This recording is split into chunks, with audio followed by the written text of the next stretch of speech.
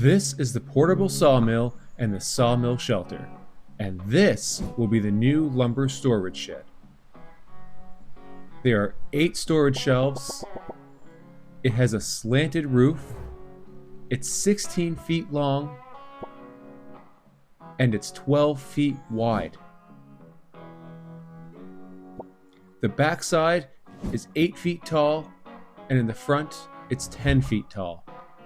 It even has a narrow hallway on each side so we can easily place and adjust stickers for lumber. Let's head down and talk about it. Welcome back to our 7 Gulches YouTube channel. If you are new around here, my name is Andrew. This is Pete.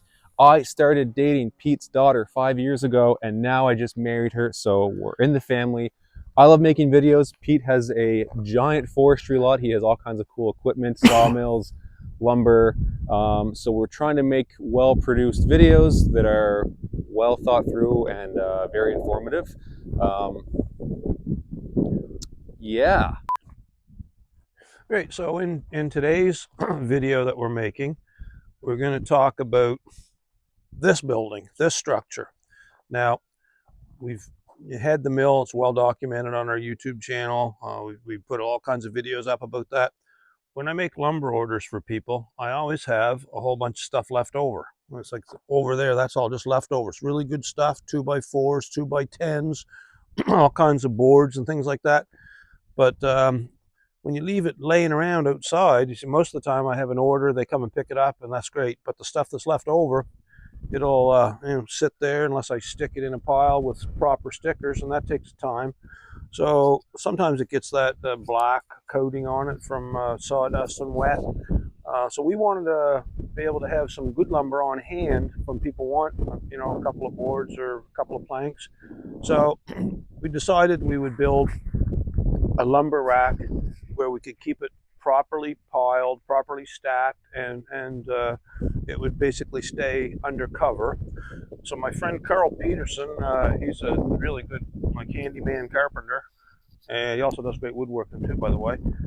Anyway, he's basically done all the work on this little deal I have with him, and he's put this together. We made the frame out of pretty rugged 6x6s, and we've got the roof. We'll have metal roofing on it. We're going to close the sides in eventually. We're going to leave the front open, and we've got 1, 2, 3, 4. We've got 8 different shelves for various types of lumber, and we aren't finished it yet, but it's pretty well along, and it's on a very rugged foundation. The posts are fastened to those little blocks that are in the ground there that Carl made.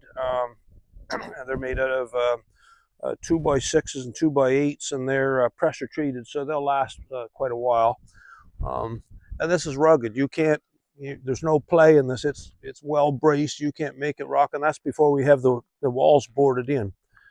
Anyway, that's what this building's all about, and probably in a month or so we'll have a finished product we'll put up to show you, and hopefully full of lumber.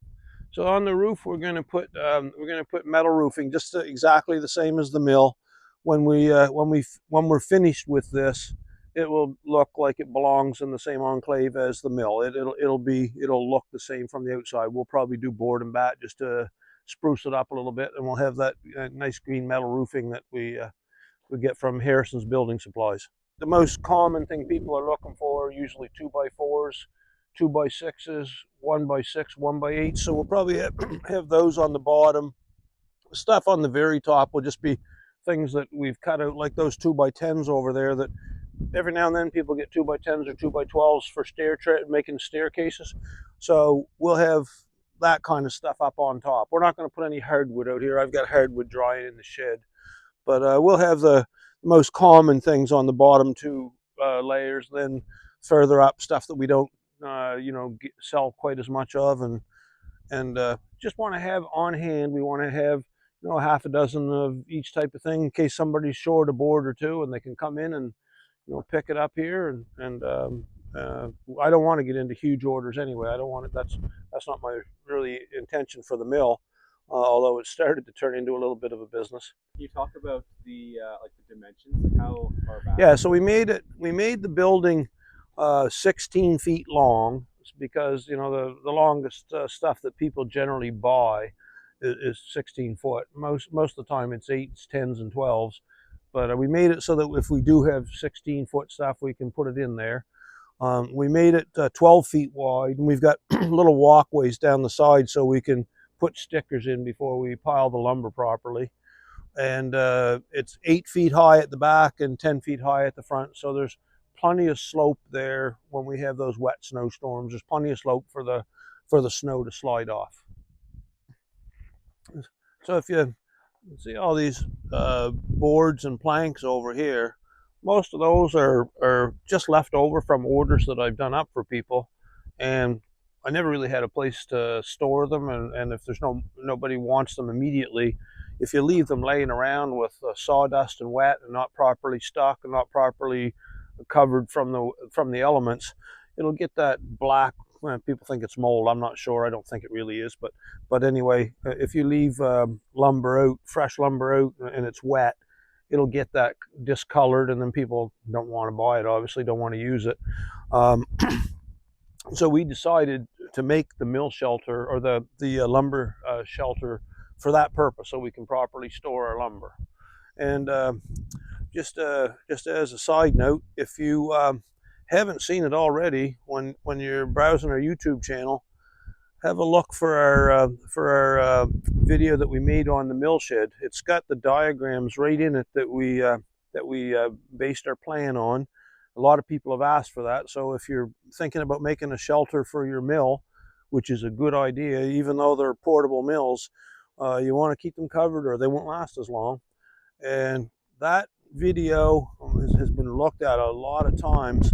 We also made another video that we talk about what we would have done differently if we were starting over again. So sort of mistakes we learned as we progressed through the process that might help other people avoid some of the mistakes we made. Nothing serious, but both of those videos have been quite popular, and I think if you are considering getting a mill or getting a mill shed, they're worth a watch. Anyway, subscribe to our channel, 7 Gulches.